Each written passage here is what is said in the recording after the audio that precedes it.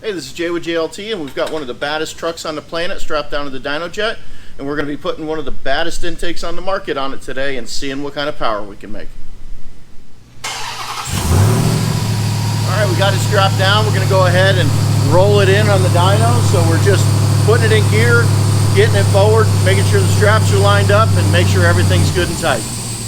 Something else I like to discuss in all of my dyno videos, and something that is often talked about online, is hood up, hood down dyno testing.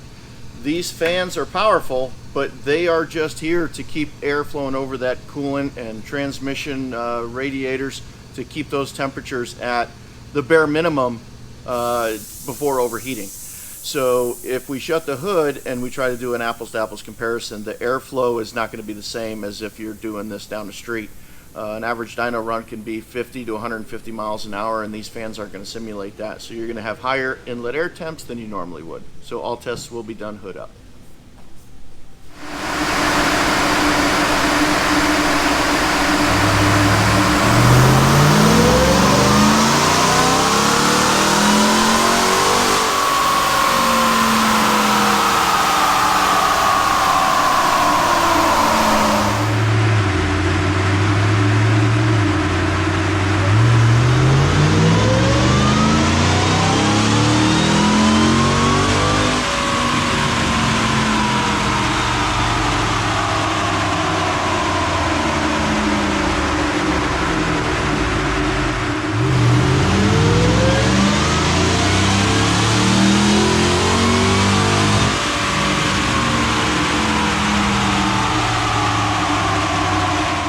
So full disclosure, we had this truck in a few months back thinking that we could bring it in, drop the drive shaft, do a couple of baseline runs with the stock intake, swap the JLT on, make some baseline runs, and give you guys a good apples to apples comparison of what kind of horsepower this thing gains.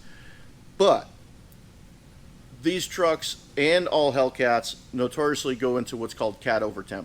You halfway sometimes into your first run, second run, or third run, it goes into cat overtemp, so the temperatures in the cats are really high. The computer senses that and it dumps fuel. So you get a graph that's gradually going up and then dumps because it dumps fuel.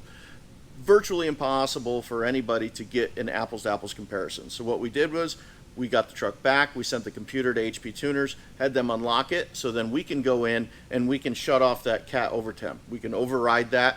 Now we can make back-to-back runs and have it be consistent. No tuning involved, no changes inside involved. Also, what we're able to do is unlock the speed limiter, so now we can make a run in fifth gear as opposed to fourth, because it would hit the speed limiter and you wouldn't get a full run either. So those are the things that you got to watch out for when you see other people's dyno tests. Did they do all that stuff? Full disclosure, we did, and now you're going to get an apples to apples comparison. So what we do with all of our testing is we use HP tuners to monitor all of the parameters in the engine to make sure that each run is done at the same temperature. We're monitoring vehicle speed, coolant temp, air inlet temp, and catalyst temp. We want to make sure, one, that the truck's not going into cat over temp, which we know it's not because we shut that off, and we want to make sure that each and every run is done at the same coolant temperature. That's typically in this truck going to be about between 195 and 200. So when we do a run with the stock box and a run with the S&B intake, you're going to know that it was the same coolant temperature, same timing tables, and the power difference was done just from the breathing.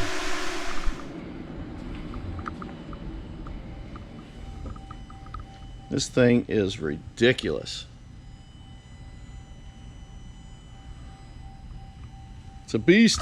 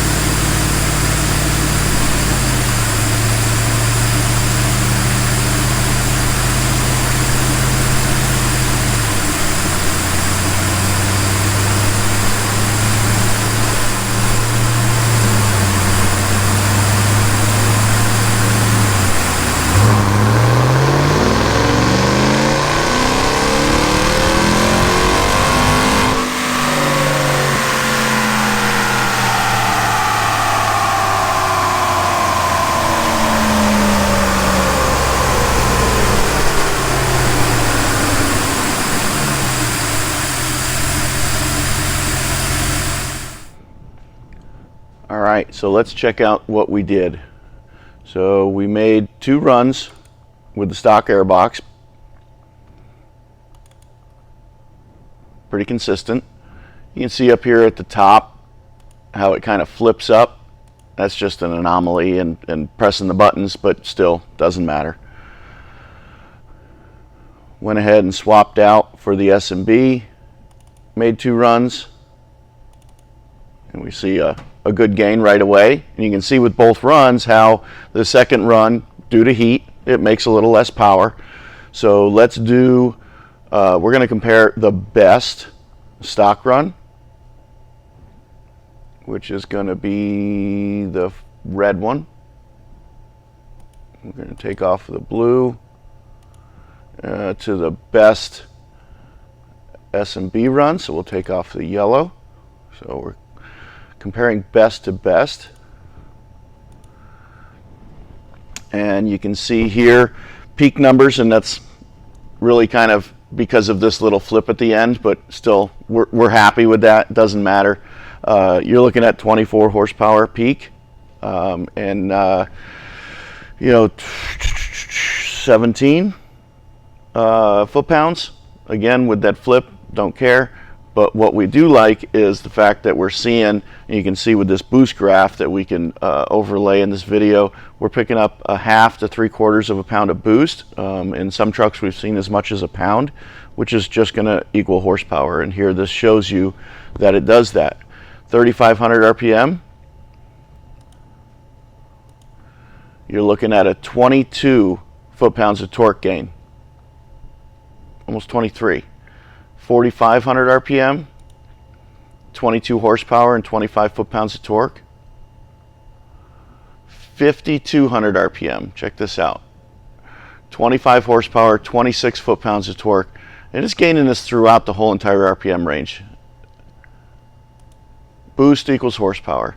5,500, 24 horsepower, 23 foot-pounds of torque, and 6,000.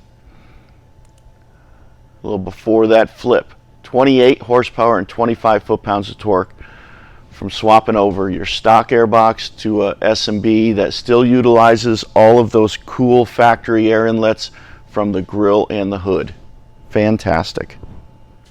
So from all the years at JLT doing Hellcat intakes, Chargers, Challengers, Durangos, we're typically seeing 20 to 25 horsepower is upwards of 30, and to see that S&B did the R&D on this, created this whole entire box. This thing is a masterpiece. To utilize the factory inlets from the hood, the factory inlets from the grill, just like the factory did, not taking the easy way out, but designing what I would consider probably one of the best intakes.